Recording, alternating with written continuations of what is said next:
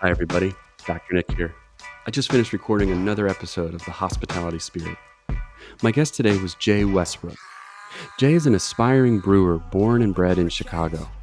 As co-creator of Harold's 83 Honey, he's channeling his passion for great food and even greater beverage into change in the beverage industry through what he calls PDB, Purpose-Driven Brewing. I'd enjoyed this episode, and I hope you do too. And if you pattern my trend, I make you my protege. Crossing that soldier race. Jay, great to have you on the Hospitality Spirit today. Really appreciate you having me, Dr. Nick. Jay, so why don't we, there's like with every podcast episode, there's really so many directions we can go here, but I usually like to kind of start with the present. So tell me what you're doing now and give me just a real quick rundown of Harold's 83 Honey, and then we can maybe go into the history about how you got here and then what your trajectory is going forward. Okay. Well, currently I'm sitting in the back room at a Haymarket Brew Pub having a beer and conversing with you. Love it. But creating Harold's 83 Honey was,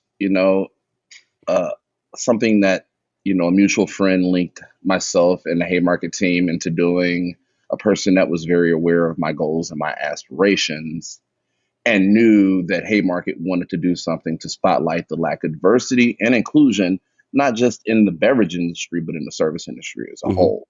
So it was just the perfect fit from the get-go. Yeah. So when you just kind of lay the foundation, I mean, I teach in this area, you're working in this area right now, but if somebody's listening to this and they're like, well, what does that mean, beverage industry? Just kind of maybe frame that a little bit for people so they have a better understanding of what you're actually referencing. Speaking to my experiences, I'm putting eyes directly and exclusively on the craft beer industry because it is a predominantly white male industry. Mm-hmm. But just in general, the beverage industry as a whole, whether it be non-alcoholic, whether it be, spirits or whatever may have you, there is a lane for the African-American dollar and the African-American producer of these things, not just as a consumer. And that's very important to me that we put eyes and we put a spotlight on that and let people know that, hey, you can be involved in this as well. So this is winemaking, this is beer, this is non-alcoholic, and really we kind of use that term beverage industry as an umbrella term, if you will. And all-encompassing, yeah. All-encompassing. And the reality of it is that, we'll talk a little bit more about collaboration in a minute, but, the beverage industry is one of these industries that it goes across all segments of hospitality and tourism. And when we talk about hospitality and tourism, we're talking about hotels, airlines, casinos, restaurants, events, the cruise industry. And, the beverage is kind of almost this common denominator that across all those different segments. Yeah, absolutely. Like the fellowship that comes with having a beverage with your friends, with your colleagues, with a potential business partner, that can't be neglected and it can't be ignored. And for us to have a seat at the table is very important as well. So I was reading just kind of when I was doing some background on this, and you and I have conversed, and to your point, the social aspect of it, we've sat over a beer and we've talked about this. One of the things that really kind of took me off guard was, I think the statistic was here in Chicago, there were really only 12 African-American owned breweries or kind of beverage companies and businesses. And is that unique to Chicago? Is that kind of a trend that we see around the whole US? What's the kind of the background there? Well, it's definitely an industry-wide trend, but even more so in Chicago with all of these dry wards and these dry, plots of land where liquor stores aren't allowed to be there because of, existing issues, whatever it may have you. But the official line that we're going with and that we've tried to research, and it's super hard trying to fight with the data portal for the city of Chicago, because one thing that they don't do is allocate these liquor licensees by race. So I found myself long nights, early mornings, literally going through these people one by one and Googling these people's background and seeing who they were. Mhm. but the official number is less than a dozen African American liquor licensees, and that's both on and off prem. And that was inspired by a gentleman at the Chicago City Council who testifies quite often, named George Blakemore, who Mhm. has a nickname he's called the Concerned Citizen. And he basically speaks to injustices and inequalities such as this. He was a former teacher that moved here from Texas, and he just became so invested in the community, that African American community, and he wanted the African American community to have those same stores and those opportunities to go shop and buy a nice beer or a nice wine. Mhm. And what we notice is that it's really distinctively skewed towards everybody else other than the African American community, the minorities, the women and people of color. What was it, Jay, about kind of the craft beer side of things? Like what was the catalyst to you maybe focusing on that channel as opposed to something else? I mean, you the conversations you and I've had, you're incredibly passionate about it and you're knowledgeable about it. But can you think back to what was the thing that was the spark for you that said craft beer? That's the direction I want to go. Specifically, I could even tell you the brewery and the and the beer. The The day, the first time, place, and the time. the first time I ever had Boulevard Tank 7, Okay. I was at an event called Alpha Beer, and basically you have a beer for every letter of the alphabet. And trust me, y'all, it's not as bad as it seems. We're only talking like 3 to 5 ounce pours. We're not pouring pints up and getting crazy 26 times. Hmm. So, I had Boulevard Tank 7, and it made me fall in love with Saisons in that specific style of beer. And so I started to become a little bit more in tune into what it takes to not only make that beer, but beer in general. And I was absolutely fascinated by the work that goes into it, because it's nothing about this is glamorous. Like Mm. graining out and sitting and waiting and constantly cleaning so you don't jeopardize whatever investment that you put into that mash tun. Hmm. And like most people would look at the amount of work and the amount of science and the amount of math that go into it, and they would go the other way. For some strange reason, that made me gravitate towards it. So I wanted to be in on any level I could get in. And initially, my thought process was that I could go be a sales rep. Hmm. Nah, my friends that were already in the industry that are sales reps here, like, yeah, you don't want to do that. Interesting. Do you do you kind of consider yourself an artist? Do you consider yourself a scientist? Is it all the above? I mean, what's how do you kind of to frame your knowledge, skills, and abilities when talking about what you do? I really consider myself, a jack of all trades, a master of none. Me Like too. someone, I use that line all the time. You probably heard it on the podcast a couple times. yeah, I love that phrase. absolutely. Yeah, it's like I've been blessed with a gift to where no matter what industry you put me in, no matter what segment you put me in, I'm going to not only do okay, I'm going to flourish. Like I did, I was in healthcare for almost 10 years, Hmm. and then I pivoted to jewelry and actually became a certified watchmaker. Okay. And so it's always been, you know what, if you just put me in a situation and show me, I'm not only going to, flourish, but I'm going to make your whole situation better. And, Hmm. I'm happy to be, blessed in that way. But specifically towards beer, once I left corporate America, which is the generic story. Once I left Hmm. corporate America, it was like, what am I most passionate about? Good food, great drink. And those beers that, I was able to open my eyes to outside of the macro stuff really made me want to get in tune with the people who made this happen, because every pint has a story, a deep a very deep backstory. And these are the things that I want to bring to light. These brewers, these people who are out here touching the accounts, and these artists who are putting can artwork in front of you. Hmm. All of those things matter. Every little piece matters, to quote Lester Freeman from The Wire. Hmm. So I had the pleasure of sitting down with you and having the Harold 83 honey, and it was great. I loved it. It was fantastic. I'm curious how you what's the story behind that, and how was it kind of trial and error? Did you know right off the bat that this was kind of the style you were looking to do, and you kind of gravitated towards that? I know you kind of incorporated some components of Chicago into it. What's the Absolutely. story of Harold 83 honey? Well, the advent of Heroes 83 Honey actually starts at some random West Loop bar where I was actually on my way to a Bulls Knicks game with a couple friends, Go and Bulls. I got a recommendation to visit this one bar. Unfortunately, not no longer open, Mhm. but I met a gentleman who was bartending named Sam Ross, and this guy's energy and everything was just so super infectious that you know we actually kind of became fast friends, like in the span of like 2 or 3 hours. I still had to get to that Bulls game. Go Bulls. So when we parted ways, he was like, make sure you follow me on Instagram. And normally when people say things like that to me, I'm like, get out of here, man. I don't know anybody want to hear that. But went to the Bulls game, awesome night. And not too long thereafter, a gentleman by the name of Chicago Bars on Twitter approached me. And as I said earlier, he was aware of my aspirations, but also aware of Haymarket's aspiration to brew something that highlights the lack of diversity in the game. Mhm.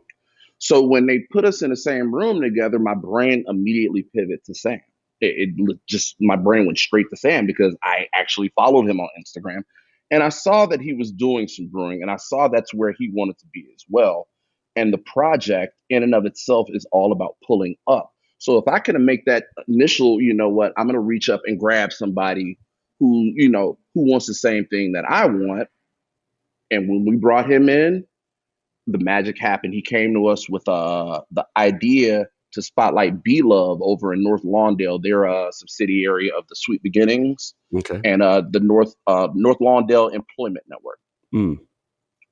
And basically, what they do is they specialize in reassimilating ex-offenders, not just back into the workforce, but back into society, teaching them customer service skills, teaching them that it's important to wake up and go to work on time and how to be professional. And also, one of the skills that they were teaching them was beekeeping. Interesting. So the B Love line, had already been doing major things. Like they have placements at, many a major grocer around the city and around the nation, actually. And I really felt like, even though I'm not an ex offender, that story spoke to me because all we really need is an opportunity and somebody to give that to us. Hmm. Hmm. So that spotlight was very important to me, very major. That's great. So, and this, I think this kind of speaks to the aspect of the hospitality industry that I really like, that there's an opportunity for everyone to kind of make their mark in their own unique way. And a lot of it is based on relationships. I mean, Mm-hmm. point proven, you were at a bar on the way to a Bulls Knicks game and you struck up a conversation with the bartender, and then that ends up leading to XYZ. And you talked to Chicago Bars, former podcast guest, nice little plug there. Um, and that's just kind of how things start to go. What When you actually went through the brewing process, is that something that you kind of did here in Chicago? Did you look at other places? I mean, how did for those that aren't familiar with the process of brewing beer, what does that look like?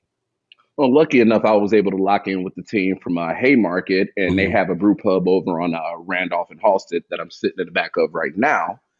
And they have a 15 barrel system here, so they're definitely able to crank out things on a smaller scale.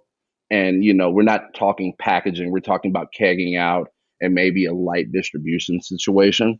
Hmm. But the response that we got last year during a pandemic, no less, was so great that we decided to go ahead and make it pandemic proof and put it in a can and Hmm. make it more accessible because, in spite of it just being a great beer, there's a story that needs to be heard and Hmm. eyes need to be on that. So that's why the can artwork is super important to me, but that's later on down the line.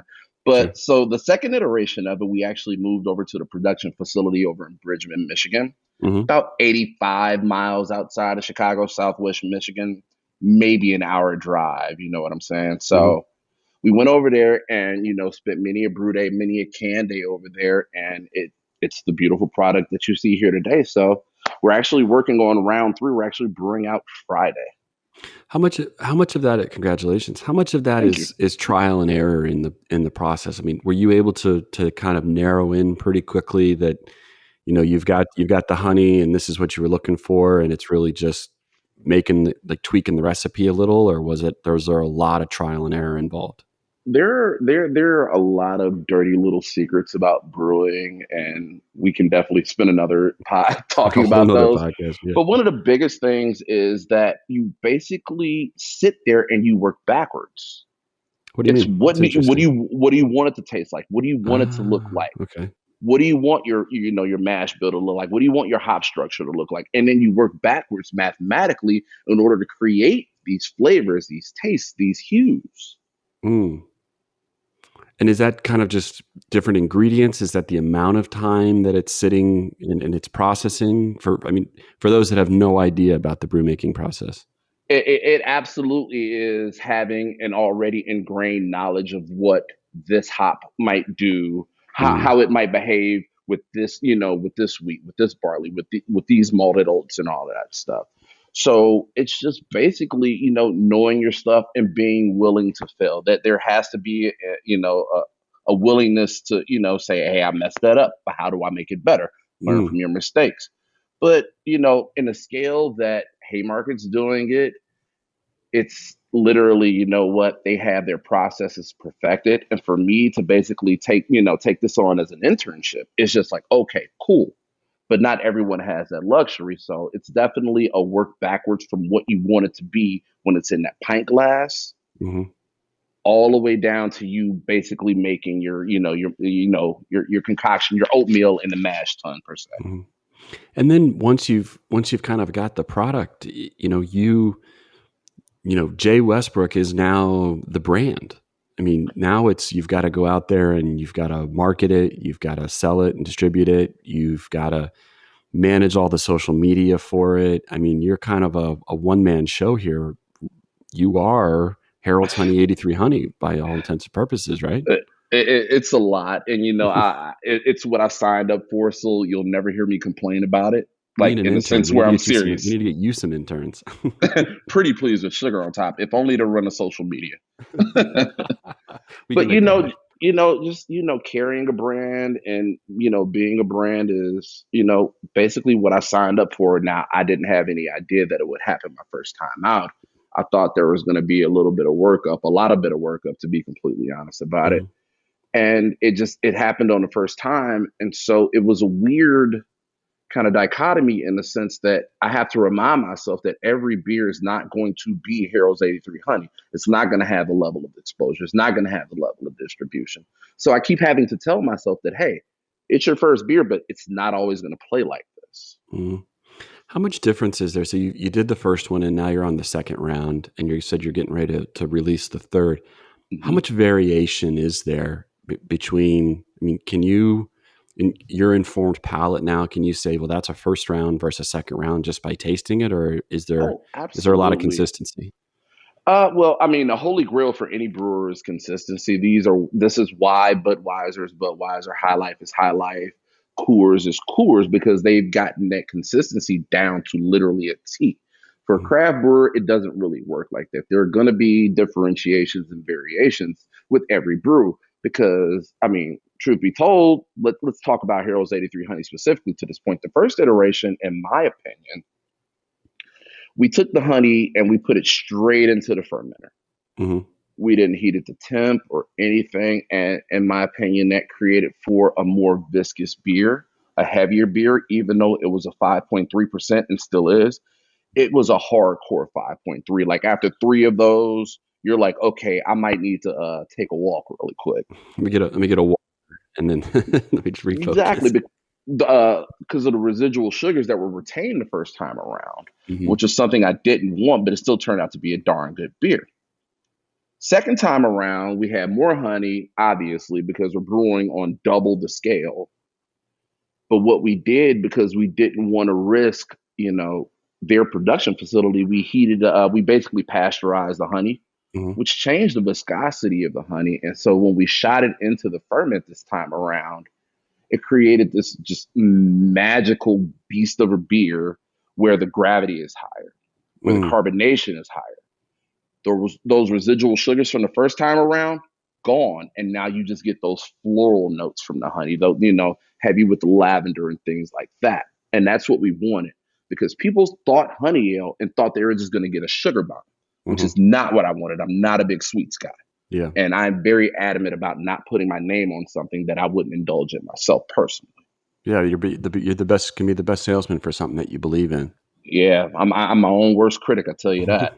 What I mean, is there a point for the uninformed? I mean, is there a point when you're in the process, the fermentation's going, everything's going, and then you're like, okay, now's the time we got to stop fermentation, we got to get it out, and we got to hmm bottle or And barrel it, and it's a you're kind of like, well, maybe I should wait another day and check it again. I mean, is it that sort of you're looking at the clock, you're like, take it out now absolutely. or wait, take it out now or wait.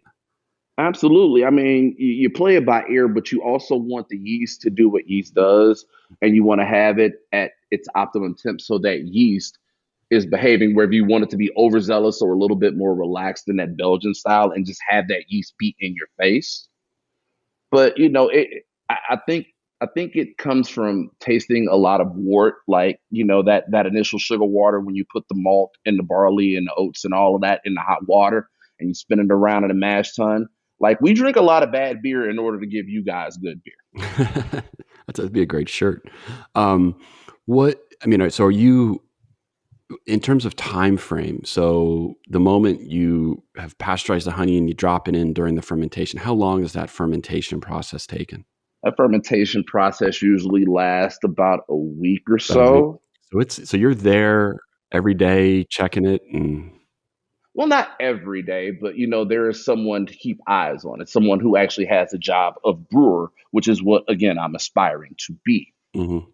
So Okay. there's someone every day that's checking these levels, checking the pH, checking the gravity, and checking those things, which is where I want to grow up to be. But that's how it goes pretty much. You just keep eyes on it because it is an active being. Mhm, And mhm. so you just got to keep eyes on it to make sure things don't go too far out of bounds. It's interesting. I mean, we've had, I've talked to people, and our craft beer class is incredibly popular, but so is our wine class. And I've talked to people who make wine, and they say it's kind of similar as well. I mean, the first real question in their mind is, when do you pick the grapes, and then Mhm. you drop them into the tanks, and how long do you leave them in the tanks, and then how long do you leave them in the barrel for? I mean, it's tough because you know what your palate likes, but the reality is you're not brewing at home, you're brewing to sell to a larger audience, so you got to be very cognizant of what their palates are going to like as well. Absolutely. I feel like the easiest similarities are comparing the terroir when Hmm. we're talking about vineyards and grapes and wine to the water when we're talking about beer. Interesting. Not the hops, it's about the water. It's more so about the water Hmm. because there's a reason that Lake Michigan has 1,000,001 breweries surrounding it in 4 different states, 5 different states, however many surrounded by Lake And it's Michigan. not that people just like to drink beer in this area. Also as well. But that's a byproduct of that Yeah. by actually putting out good product, and that good product starts with great water, just like Wow. great wine starts with great soil. Wow. I didn't even I assumed that it was about the quality of the hops and kind of the other stuff that you add to it, but it's I mean, literally absolutely, but literally the literally that water. baseline, that foundation Wow. is literally that. That's so interesting. But I mean, wow. It's mind-boggling to me. What so if you kind of look at round 3 and now we're kind of starting to look out in the distance, is your vision to keep like refining Harold's 83 honey, or are you going to maybe do an additional one? So now you've got two beers in the Jay Westbrook portfolio. I mean, what's the plan here? I have a couple projects coming down the pipe, specifically with Haymarket, in addition to my own personal projects. I definitely want to further the whole purpose driven brewery thing. And I feel like the only way to kind of convey that message is to have collaborations and have that autonomy. Hmm. I'm basically going to become somewhat of a nomad brewer. Sure. I'm a brewer without a brewery, Hmm. and that's Hmm. the way I want it to be. But speaking specifically to Harold's 83 Honey, as it pertains to the first iteration, I feel like that was a first pitch home run. Sure. The canned anniversary edition, I feel like it's a walk off home run. Hmm. So now it's about maintaining that consistency. I feel like we've gotten it right this time around. And it's all about maintaining that consistency because, again, that's what the Holy Grail is. Interesting. If you were, so as I mentioned earlier, our craft beer class that we're offering in the School of Hospitality Leadership is incredibly popular. And these are, Mm-hmm. 21-year-old kids. They're seniors in college. Maybe you got some grad students, and they are maybe thinking about heading into this as a profession. What are some of the misconceptions that people have? Give them a reality check about what it's like to go into this kind of craft beer brewing side of the industry. I mean, first and foremost, don't ever let anyone tell you that what's on your resume is the end all be all. Mm-hmm. I got Great into advice. this game with literally zero beverage or service industry experience. Of course, I had to do the conventional thing, like work my way up from a bar back, but Mm-hmm. you don't have to do that. You know, it's important that people know that, graphic designers, glass makers, marketing people, like there are so many different lanes into this. Let's call it a racket, and y'all can be mad at me if y'all want to. But there's so many different avenues into this racket that don't come from being a bartender, being a server, Mm-hmm. being a brewer, being a distiller. Like I have friends that are in this game, and they could they just make the labels. Sure. They do the marketing, they do all of these other things that go with running a successful spirits or brewery type of situation. Mm-hmm. Mm-hmm. There's almost something for every. I mean, we say that about hospitality and tourism as a whole all the time. I mean, Hmm. there is something for everybody. If you're an architect, if you're a human resources professional, if you're an engineer, if you just like talking and hanging out with people, if you're a pilot, I mean, there's something for everybody in this industry. I mean, there's a reason that this is the world's largest industry. Absolutely. Like I came from a background of healthcare management and then retail management and then jewelry. Jay, I'm curious we talk a lot about the importance of mentorship. Um, Talk a little bit about the influence that maybe mentors have had on you in helping shape your not only your business but the way in which you represent the brand. I mean, how has mentorship impacted you? I mean, since like my start in this game, I've been incredibly blessed to have mentors who are willing to work with me and teach me these things as long as I showed a willingness to learn. The first of which was Chef Cletus Friedman over at Theater on the Lake. Linked in with him, and he was like, you seem to have that one thing that I can't teach you, which is personality, which is charisma. The Mm-hmm. other stuff, the ins and outs of the business, how to serve people, how to speak to people, how to keep eye contact with people, those things can be learned along the way, but we can't teach you personality and we can't teach you hustle. And so Mm-hmm. once I heard that from him and just watched him build that up, and then moving over and running into Chicago bars and having him as an asset and him putting me in the room with the team from Haymarket, specifically Mike Gemma, Mm-hmm. who has literally shown me the ins and outs of this beer business, specifically like touching accounts, maintaining relationships with distributors, and basically being a little bit more diplomatic than my personal Mm-hmm. attitude will lead me to be. Like I want to yell sometimes, Mm-hmm. but We all do. Mike Gemma is like the most zen human being I've ever seen in my life, and it bodes well. Like keeping an even kill is amazing, and so just having those three people, Chef Cletus, Chicago Bars, and Mike Gemma, and having those three people basically give me the lay of the land and show me how to maneuver within this game. That you can't pay for that. I want to Exactly. go to Siebel. I want to study at Siebel, but I would rather learn by doing. Yeah, yeah. And So those are three incredible mentors and assets that I can never thank enough. Mike Gemma is going to be he's following you as the next podcast guest. So I might change his bio to say the most zen person in the world.